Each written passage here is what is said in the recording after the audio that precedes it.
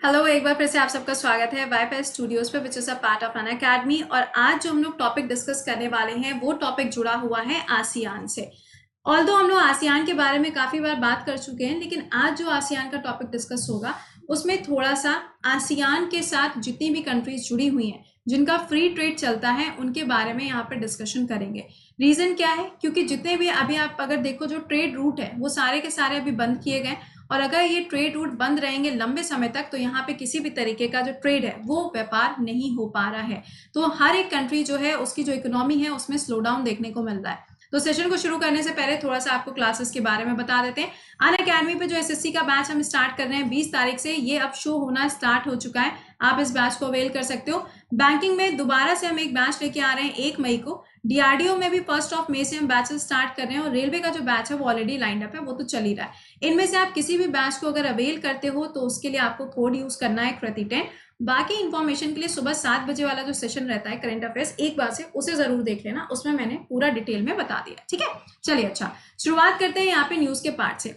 ASEAN के जितने भी लीडर्स हैं उनके बीच में अभी वर्चुअल मीटिंग ऑर्गेनाइज करी गई। वर्चुअल मीटिंग का मतलब है कि वीडियो कॉन्फ्रेंसिंग के थ्रू यहाँ पे मीटिंग का आयोजन किया गया।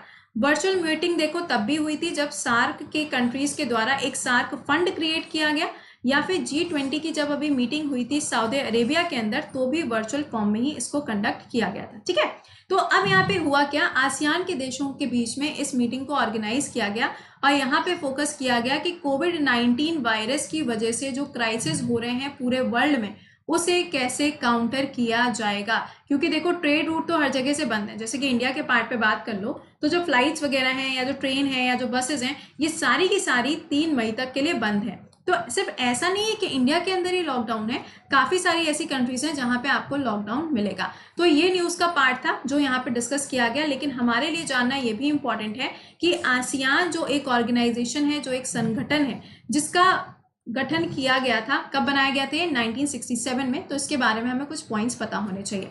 इसका फुल फॉर्म क्या है? Association of south east Asian nation. यार सेशन को प्लीज लाइक और शेयर भी कर दिया करो। मैं ये चीज बोलती नहीं हूँ, इसका मतलब ये नहीं है कि ये काम आप करना भूल जाएंगे। तो यहाँ पे देखिए association of south east Asian Nations online platform पे इनकी एक समिट ऑर्गेनाइज करी गई, क्योंकि जो इकोनॉमिक क्रीपिंग हो रही है इसको यहाँ पे कैसे ओवरकम किया जाए। देखो आईएमएफ ने बोला कि पूरे वर्ल्ड में रिसेशन आने जा रहा है। चलो ठीक है, रिसेशन आने जा रहा है, लेकिन ये भी बोला गया कि अगर यही रिसेशन काफी लंबे समय तक बना रहेगा तो इसको एक नाम दिया जाता है, और वो नाम क्या है? डिप्रेशन है। आईएमएफ के द्वारा बताया गया कि इंडिया की जो इकोनॉमी है भाई वो 3% के आसपास आ सकती है।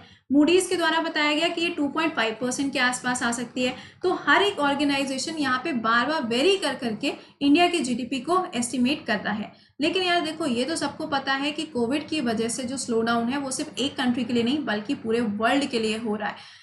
यूएसए जैसा इतना बड़ा आप अगर कंट्री देखो जो ट्रेडिंग में भी नंबर 1 पे, डिफेंस में भी आपको काफी अच्छा इनका स्कोप देखने को मिलता है, पूरे वर्ल्ड में एक मोनोपोली क्रिएट करके रखता है, चाहे वो नॉर्थ कोरिया के साथ हो या फिर चाइना के अगेंस्ट ट्रेड वॉर हो। हर एक चीज के बावजूद यूएसए के अंदर जो नंबर ऑफ केसेस हैं वो रुकने का नाम नहीं ले रहे। तो ये जो कोविड है ना, ये किसी को सोच के नहीं होता कि यार हम जाएंगे यूएसए में, नहीं जाएंगे क्योंकि हमें डोनाल्ड ट्रंप से डर लगता है, ऐसा बिल्कुल भी नहीं है। तो वर्ल्ड में हर एक कंट्री जो है वो इसकी वजह से इफेक्ट हो रही है। सबसे ज्यादा प्रॉब्लम किस में हो रही है? जॉब में और फूड की सप्लाई में।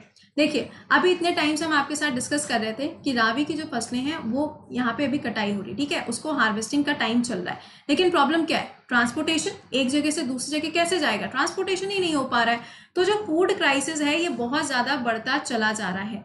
ट्रांसपोर्टेशन ना होने की वजह से जो प्रोडक्ट किसी एक जगह पे, जैसे कि मान लो कि कोई स्पेंसर है, ठीक है, या बिग बाजार है, यहाँ पे सामान जितना है उतना ही तो है ना। अब बाहर से अगर कोई भी चीज यहाँ पे आ ही नहीं पा रही है तो यहाँ पे प्रोडक्शन कैसे बढ़ेगा, या हम कह सकते हैं कि यहाँ पे अमाउंट किसी भी चीज का कैसे बढ़ेगा, क्वांटिटी कैसे बढ़ेगी, है ना? ये तो पॉसिबल ही नहीं है। तो दो चीजें सबसे ज्यादा यहाँ पे सफर कर रही हैं, इनके ऊपर डिस्कशन किया गया।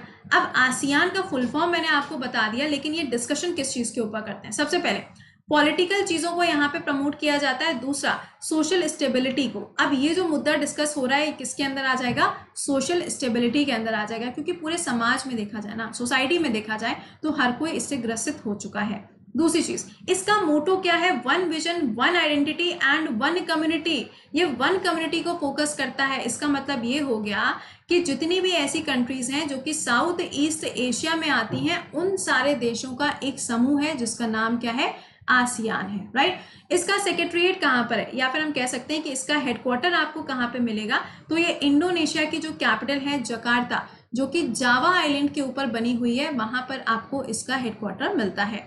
अब इसके अलावा देखो इंडोनेशिया आ गया है, तो इंडोनेशिया की कैपिटल तो जकार्ता है, बिल्कुल सही बात है, लेकिन इसकी जो नई कैपिटल बनाने की बात हो रही है वो है ईस्ट कलीमंतर। तो बी प्रिपेयर्ड, आपसे एग्जाम में इसके ऊपर सवाल पूछा जा सकता है।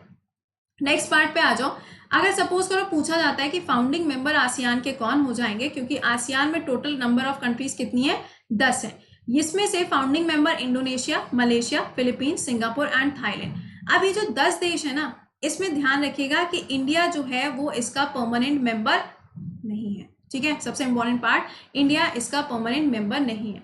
अब अगर सपोज करो आपसे पूछा जाता है कि जो आसियान है, अब उसका हेड कौन बनेगा, तो ये क्या होता है ना, इसके जो हेड होते हैं ना, ये रोटेट होते रहते हैं। और रोटेट भी कैसे होंगे? इंग्लिश के अल्फाबेट के हिसाब से। जैसे कि मान लो ABCD लिखा होता है ना, तो अगर किसी कंट्री का नाम A से है तो वो सबसे पहले बनेगा, फिर अगर किसी का नाम B से वो बनेगा, C से तो वो बनेगा।